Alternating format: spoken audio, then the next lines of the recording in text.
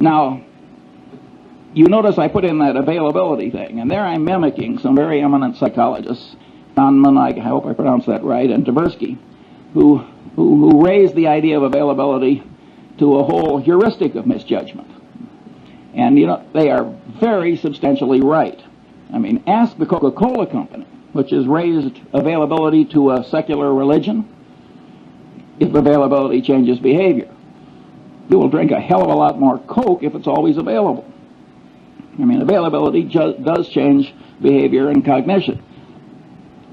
Nonetheless, even though I recognize that and applaud Tversky and Kahneman, I don't like it for my personal system, except as part of a greater subsystem, which is, you got to think the way Zeckhauser plays the bridge. It isn't just the lack of availability that distorts your judgment. All the things on this list distort judgment. And I want to train myself to kind of mentally run down the list instead of just jumping on availability. So that's why I stated the way I do. In a sense, these psychological tendencies make things unavailable. Because if you quickly jump to one thing, and then because you've jumped to it, the consistency and commitment tendency makes you lock in, boom, that's error number one. Or if something is very vivid, which I'm going to come to next, that will really pound in. And the reason that the thing that really matters is now unavailable, and what's extra vivid wins, is, I mean,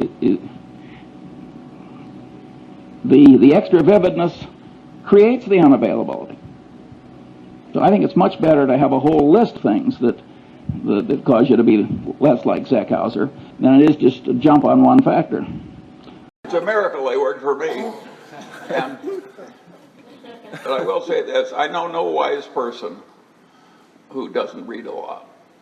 I suspect that you can read on the computer now and get a lot of benefit out of it. But I doubt if it'll work as well as reading print worked for me. And I think people who multitask pay a huge price, and they think they're being extra productive, and I think they're occupying. I use the metaphor of the one-legged man in the ass-kicking contest. I think when you multitask so much you don't have time to think about anything deeply, you are giving the world an advantage you shouldn't do. And practically everybody is drifting into that mistake. Concentrating hard on something that's important is, I can't succeed at all without doing it. I did not succeed in life by intelligence. I succeeded because I have a long attention span. And here again, it doesn't just catch ordinary mortals, it catches the deans of physics. According to Max Planck, the really innovative, important new physics was never really accepted by the old guard. Instead, a new guard came along that was less brain-blocked by its previous conclusions. And if Max Planck's crowd had this consistency and commitment tendency that kept their old conclusions intact in spite of disconfirming evidence, you can imagine what the crowd that you and I are part of behaves like. And of course, if you make a public disclosure of your conclusion, you're pounding it in to your own head. Many of these students that are screaming at us, you know, they aren't convincing us, but they're forming mental chains for themselves, because what they're shouting out, they're pounding in. And I think educational institutions that create a climate where too much of that goes on are, in a fundamental sense, they're irresponsible institutions. It's very important to not put your brain in chains too young by what you shout out. And all these things like painful qualifying and initiation rituals, and all those things pound in your commitments and your ideas. And the Chinese brainwashing system, which was for war prisoners, which was way better than anybody else's, they maneuvered people into making tiny little commitments and declarations, and then they'd slowly build. That worked way better than torture. They are learning machines. They go to bed every night a little wiser than they were when they got up. And boy, does that habit help particularly when you have a long run ahead of you.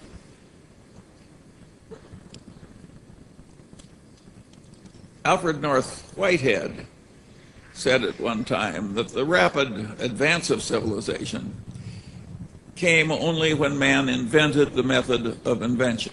And of course he was referring to the huge growth in GDP per capita and all the other good things that we now take for granted, which started a few hundred years ago, and when before that all was stasis. And so if civilization can progress only when it invents the method of invention, you can progress only when you learn the method of learning. I was very lucky. I came to law school having learned the method of learning, and nothing has served me better in my long life than continuous learning. And if you take Warren Buffett, if you watched him with a time clock, I would say half of all the time that he spends is just sitting on his ass and reading. And a big chunk of the rest of the time is spent talking one-on-one, either on the telephone or personally, with highly gifted people whom he trusts and who trust him.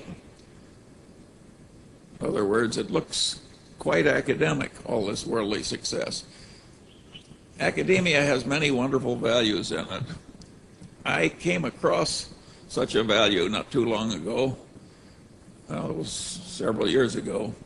When in my capacity as a hospital board chairman, I was dealing with a medical school academic.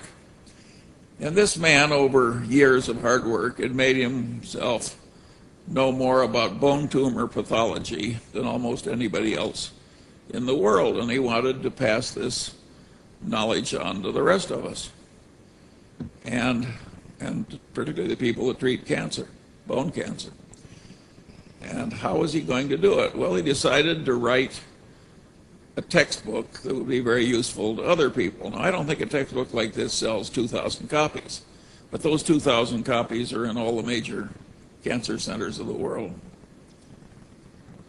He took a year's sabbatical, and he sat down at his computer, and he had all the slides because he'd saved them and organized them and filed them.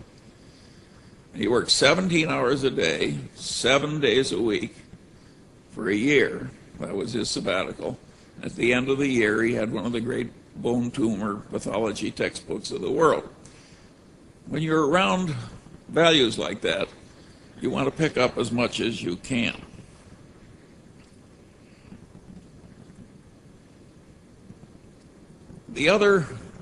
Another idea that was hugely useful to me was that I listened in law school when some wag said, a legal mind is a mind that when two things are all twisted up together and interacting, it's feasible to think responsibly about one thing and not the other.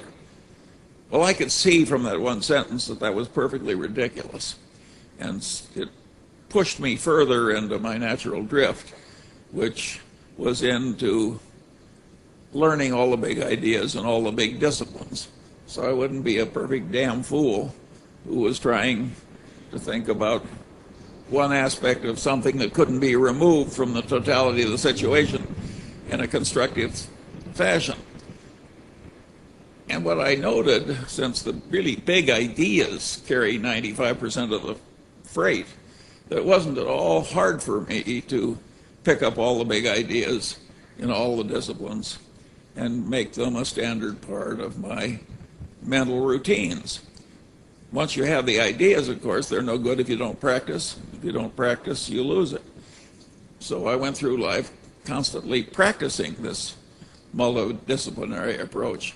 Well, I can't tell you what that's done for me. It's made life more fun. It's made me more constructive. It's made me more helpful to others. It's made me enormously rich. You name it, that attitude really helps. Now, there are dangers in it because it works so well that if you do it, you will frequently find you're sitting in the presence of some other expert, maybe even an expert that's superior to you, supervising you. And you will know more than he does about his own specialty, a lot more. You'll see the correct answer when he's missed it. That is a very dangerous position to be in. You can cause enormous offense by helpfully being right in a way that causes somebody else to lose face. And I never found a perfect way to solve that problem. I was a great poker player when I was young, but I wasn't a good enough poker player, so the people failed to sense that I thought I knew more than they did about their subjects, and it gave a lot of offense. Now I'm just regarded as eccentric, but there was a difficult period to go through.